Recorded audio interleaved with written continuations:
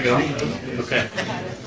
We'll call back to order the Nevada Board of Wildlife Commissioners meeting here in Yerington on Friday, March 25th. It's all boring at this point. So, I think item 20C, we'll go ahead and close that. We wrapped that up, the workshop up before the break. So we will open item 20D, Commission General Regulation 459, Unmanned Aerial Vehicles or Drones, LCD file number R145-15. Chief Game Warden Tyler Turnipseed, workshop, public comment will be allowed. The Commission will hold a second workshop to consider a regulation relating to amending Chapters 501 and 503 of the Nevada Administrative Code. The proposed regulation amendment contains two changes. The first change would make the prohibition of using aerial devices for the purpose of hunting year-round rather than the current prohibition of 48 hours prior to any open season. And during any open season, the second change is to clarify existing language that prohibits the use of unmanned aerial vehicles for the purpose of hunting, locating, or observing big game animals. The changes would extend aerial scouting prohibitions and clarify the existing regulation by explicitly listing unmanned aerial vehicles. A workshop was held in Las Vegas on January 29, 2016. The Commission directed the Department to hold a second workshop to consider additional changes, including changing the term big game mammal to any game animal and adding terminology to Section 2 to clarify that the regulation is specific to real-time satellite imagery rather than commercially available imagery products such as Google Earth.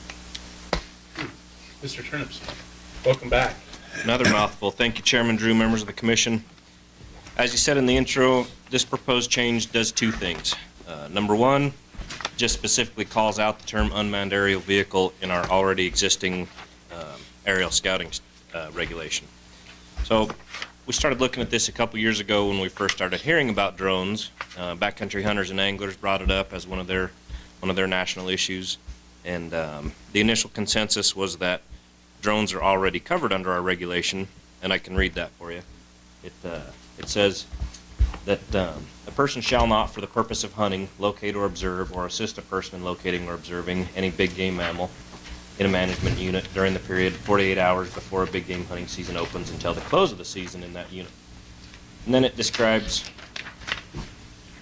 what things would be illegal to use. First, subsection A there, an aircraft, including without limitation, any device that is used for navigation of or flight in the air. So, in talking to our AGs and our own little non-lawyer heads, we all agreed that drones were already covered under subsection A, an aircraft, including without limitation, any device used for navigation of or flight in the air. But there was an appetite from several people that said, well, let's just make it crystal clear and add in another subsection specifically calling out a drone or unmanned aerial vehicle so that no one can ever say there's any confusion that they didn't realize it was an aircraft. That's the first portion of this regulation, or this proposed change. Then in talking to some of the commissioners about it and some others, several people said the thing that's confusing in that regulation is the part that says during the period beginning 48 hours before a big game hunting season opens until the close of the season in that management unit. There's been some confusion with two little words there that say 48 hours before the opening of any big game season, or before a big game season opens. In other words, you may have a tag for a deer hunt that opens in October, and so people were mistakenly interpreting that regulation to mean that they could fly up until 48 hours before the opening of their tag, their season that they had a tag for. And in reality, it says 48 hours before a big game hunting season opens in that management unit. In other words, your deer tag may be for October, but there were already big game seasons that opened in August, whether it be archery, deer, antelope, whatever. So we've had some cases in which we just had one this last fall. I think I mentioned at the January meeting, a couple guys from Southern Nevada were flying in Washoe County to scout for a sheep hunt. They were several weeks before the opening of their hunt, but it was opening day of rifle antelope season, or any weapon antelope season, so of course there were thousands of hunters in the field, and our phones started ringing off the hook. We were able to get a person there, investigate, and these gentlemen were convicted of aerial scouting in violation of this law, or this regulation. So We talked about some options in trying to clarify that 48 hours prior portion, and one of the suggestions was that the way it was written at the last meeting was just taking all of that out. Here you see all of that language in red, striking out all of the stuff about 48 hours prior to a big game hunting season, and then it also allows you to strike out the portion that talks about how, for the purposes of that regulation, mountain lion season is not considered a big game season. Essentially what that would do is make it illegal year-round to observe or locate big game with an aircraft. There's been a lot of discussion on the benefits versus the pros and cons of that. There's a camp of people that believe you ought to be able to scout from the air, whether it's with a drone or a helicopter or an airplane, in May or June, just as long as you're not doing it towards the season. There's also a camp of people who say, well, if it's not ethical to fly right before your hunt, then it's not ethical to fly throughout the year. But so, as I said, this red strikeout would make it illegal to fly to scout for the purposes of hunting year-round. That was at the request of the board. As a result of some of that public discussion and then discussion at the January meeting, it was asked that we change a couple of the terms in the way it was initially written. One of those requested changes in the January meeting was to change any big game mammal to any game animal, to include, game birds, that sort of stuff. But in looking up our classifications of wildlife in NAC, there is no classification, there's no definition of any game animal. It breaks it down further and says game mammals, game birds, game fish, game amphibians, which I'm assuming are not a huge thing that people scout for from the air, but it breaks them down further, fur bearers, and then protected species, that sort of stuff. There's no definition for any game animal. So one possible option I put in there is a definition of wildlife. I don't know if that's language that the board would be interested in, but basically locating or observing any wildlife.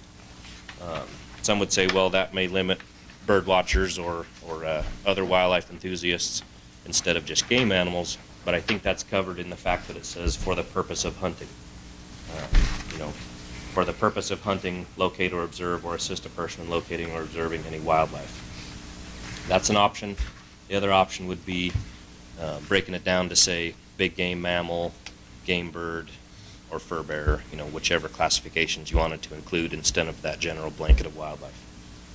A couple of the other changes that were requested by the board in January was in subsection A, changing the word "an" to "any," and then in the satellite portion, adding in the phrase "real-time" to produce real-time images.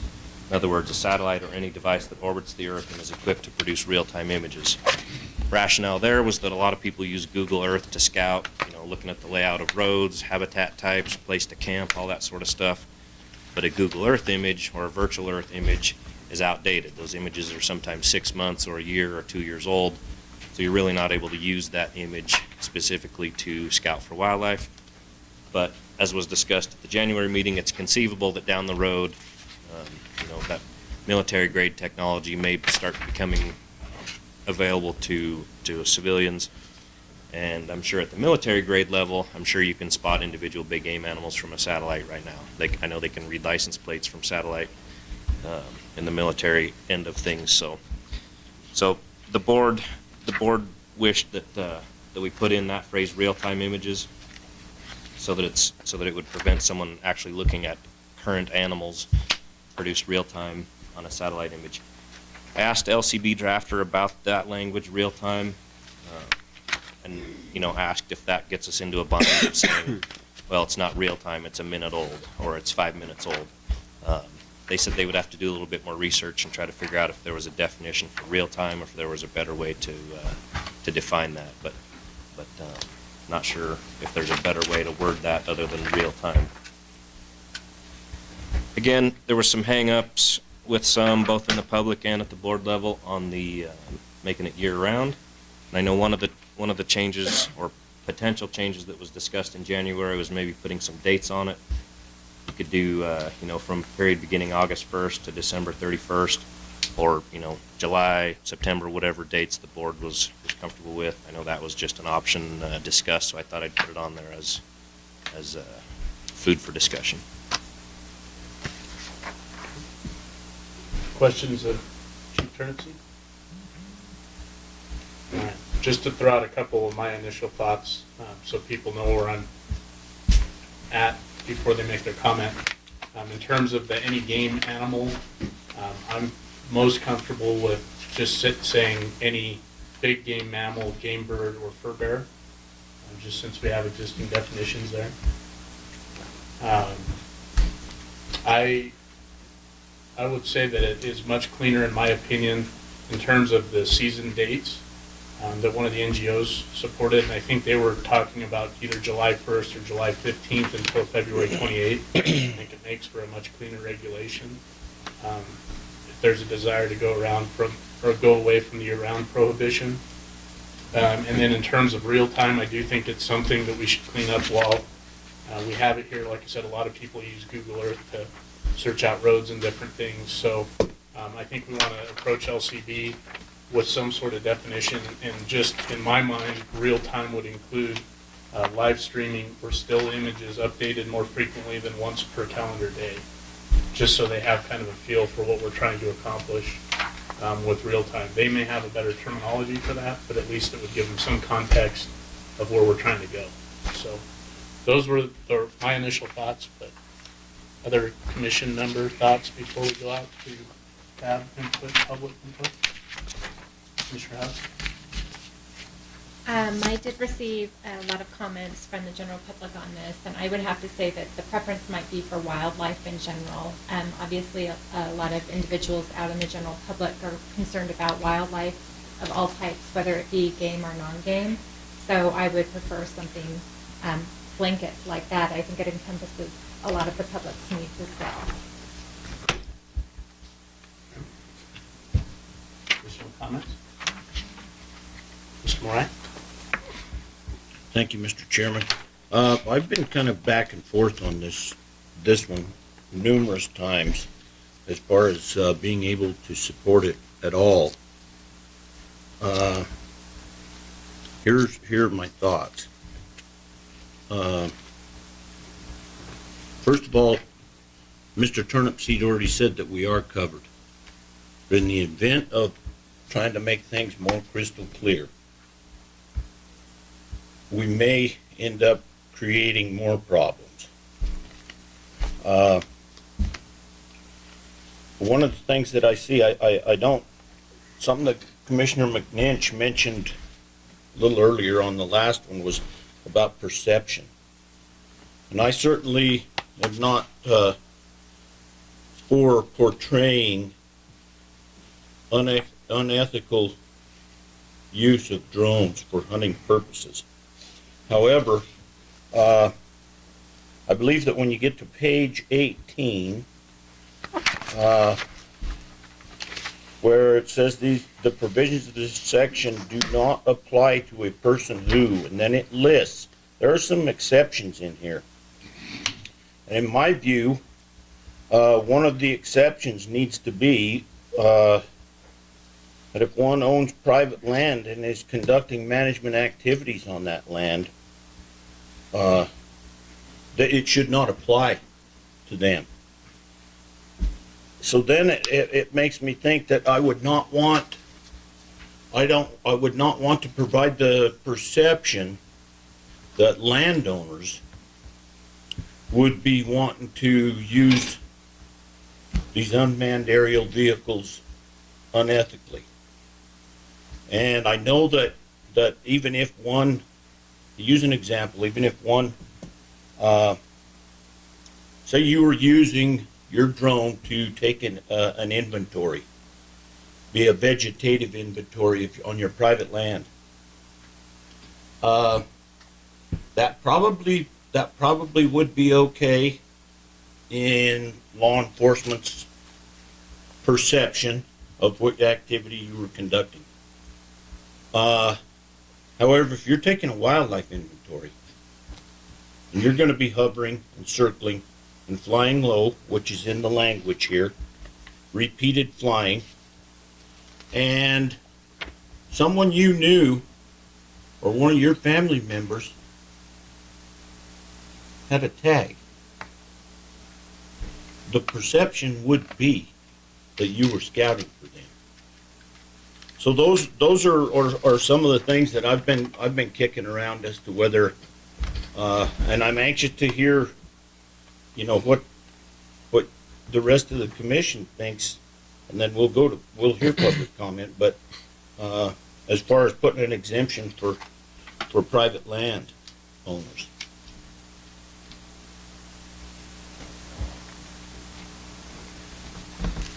Okay, additional thoughts or comments? Commissioner Wallace? Thank you, Mr. Chairman. I agree with Commissioner Morai, and I think one of the things that he brought up that I would like to see if he did put an exemption for private property would be the conducting management activities. And if it's counting your cattle, doing a vegetative study, flying over your fields, things like that, I think that kind of clarifies more for the private property rather than Joe homeowner out behind his house flying his drone out into the wooded area behind his place looking for wildlife. It could be construed completely different than someone doing a management activity on their own property. And I like that part that he had in there, and that makes sense to me as far as that goes. Okay, Commissioner Young? I would agree with Commissioner Morai and Wallace. We can over-legislate things real easy. However, one of the things I would add in there is also conducting predation management studies. I remember we had the gentleman last year that claimed that he had a lot more critters on his land wanting a landowner's tag, and he didn't have the backup. And it certainly would be an applicable use in my mind, Pete, to use that even, to conduct those things on a regular basis and make sure you had good, accurate information. You could actually download and keep the video to show the department if you did have the damage to your property. So I think there's some reasonable justifications for it, but I think we got to weigh and balance this thing for common sense, and I'm pretty confident that Tyler can fix that wording to include that. The statement that we are already covered, I think that's the one we need to explore. And if we truly are already covered, and that the drones would be included in the current language, maybe we ought to rethink the whole thing. I think that's the issue to me with this, because I'm absolutely opposed to drones being used for hunting purposes, for scouting, hunting, or anything else. As everybody knows, I was one that very much pushed this, but I do think we need to look at that, and maybe Harry can help us with that, get his legal opinion. It's if the current language would cover one of his officers out in the field that they caught either scouting or actually hunting with some type of aircraft or balloon or what have you. I would address that just by saying that I think on multiple occasions, both the Deputy Attorney Generals, multiple Deputy Attorney Generals and the game wardens, Tyler and your predecessor, feel that drones is included in the language. I guess my point of view is that by adding it explicitly, it's a much more clear regulation. I've had a lot of people ask me that question. Well, that's because drones weren't that prevalent. Right. And so now they're But top now of that they're mind. becoming Yeah. it, they'll read this and say, well, drone's not included in here, so could I? And the way I think Mr. Newton explained it to us is it never hurts to explicitly list it, kind of a belt and suspenders approach. So that was the intent in trying to clarify the regulation a little bit. Additional questions, Commissioner McNitch? Thank you, Mr. Chairman. So not so much a question, but a comment. It's, Commissioner Moore, mentioned you got to be careful how far you go because you could create more problems. And I know that the department's had a couple of situations with private landowners flying prior to seasons, probably for the purpose of scouting, and large chunks of land that weren't contiguous. And I think that if we're not careful, we open the door wide open for some very, very significant misuse or abuse of those loopholes that could be created. So my sense would be as if there's concerns with including private landowners, my tendency would be to go back to the way it's covered right now and maybe just add the concept, this includes drones, unmanned drones or whatever the case might be, and leave it at that, because I can see where we could end up, and I know down in Corey's country down there, there's a lot of issues, and I could see where making those exceptions, specifically in the regs, could cause us unintended harm, unintended consequences. And I don't know, Tyler, maybe you're able to speak to it a little bit, but I know that in the past, from what I understand and what I've heard in the past, that could cause some big problems. You bet, Commissioner McNinch, that it's hard to draw that line of prohibiting the ones we want to prohibit without having unintended consequences on someone who's doing it, in a legitimate, upstanding way. As Commissioner Moore said, there could be instances in which a landowner is trying to do an inventory of wildlife species on his or her land. Certainly I think flying for cows or any of that sort of thing is already covered, since it talks about for the purpose of hunting, locate, or observe any big game mammal. And if we broaden that to say any wildlife, so if a person's flying looking for cows, I think that's already exempted. It does get a little muddier when you're saying looking specifically for wildlife, whether it be documenting how many animals are doing depredation damage, just a general inventory on your property that you're trying to establish, some sort of baseline or account, or predation management, something like that. It does get a little grayer when you're talking about actually flying for the purposes of wildlife. And Commissioner McNinch is exactly right. If we, it's hard to make allowances for a legitimate use of that without opening up some loophole. Right now we've got some landowners who have aerial depredation permits that we issue them, and we sometimes question, are they really using that for aerial depredation of predators, or are they using it to scout and or hunt with? So yeah, it's hard to draw that line of unintended consequences versus intended consequences.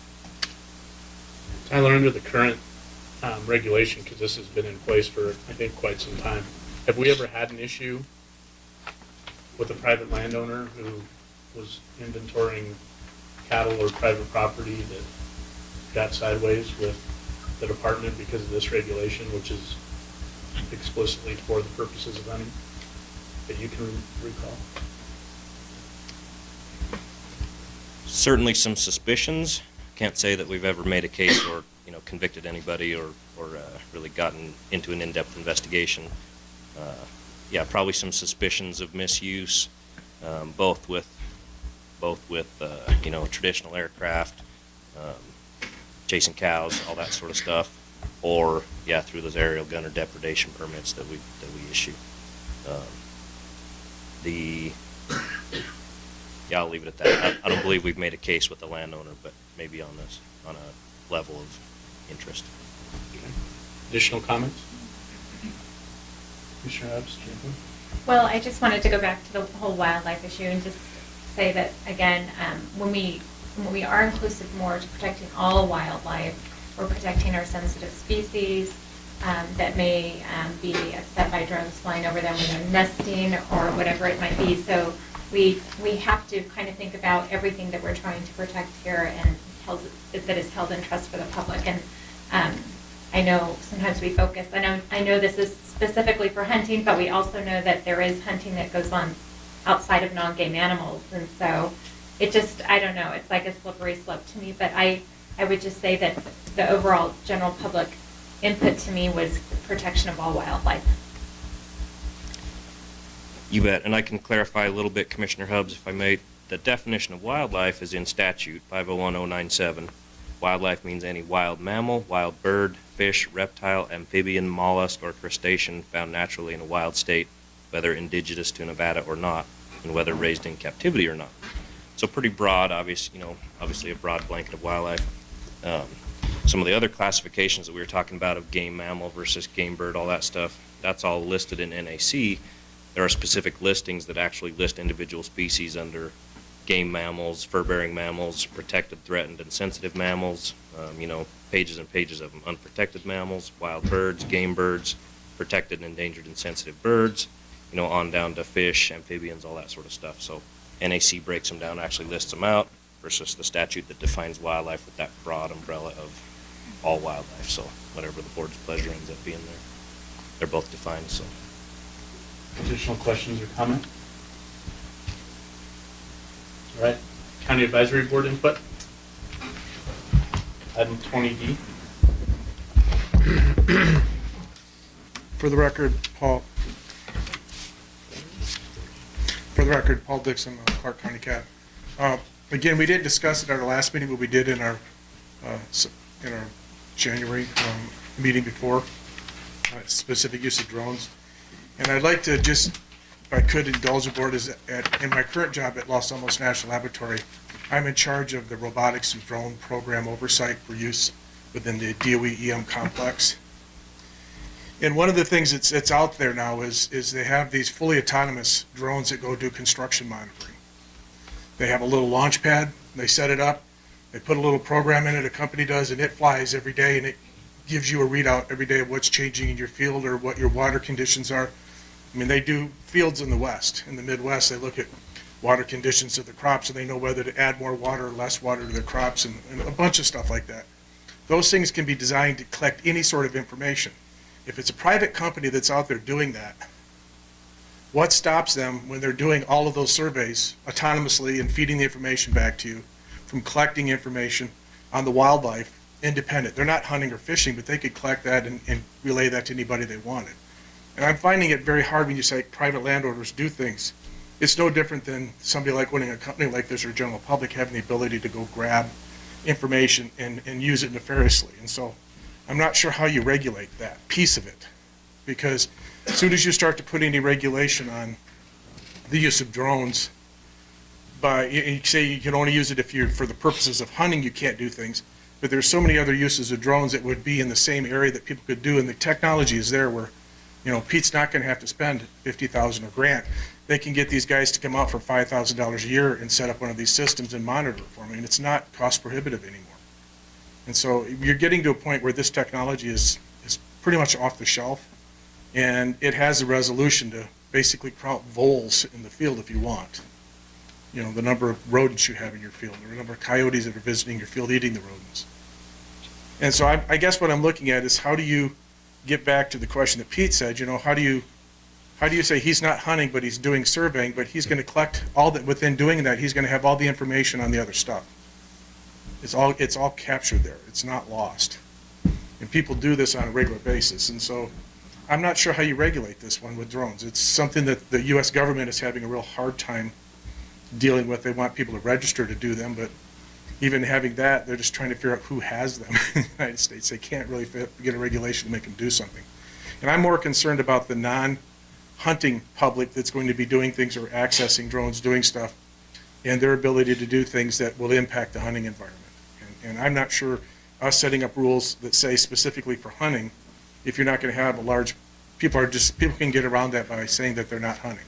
I mean, they could hire a company to do something easily and get the same things that they would have if they were hunting. They can get it in real time too.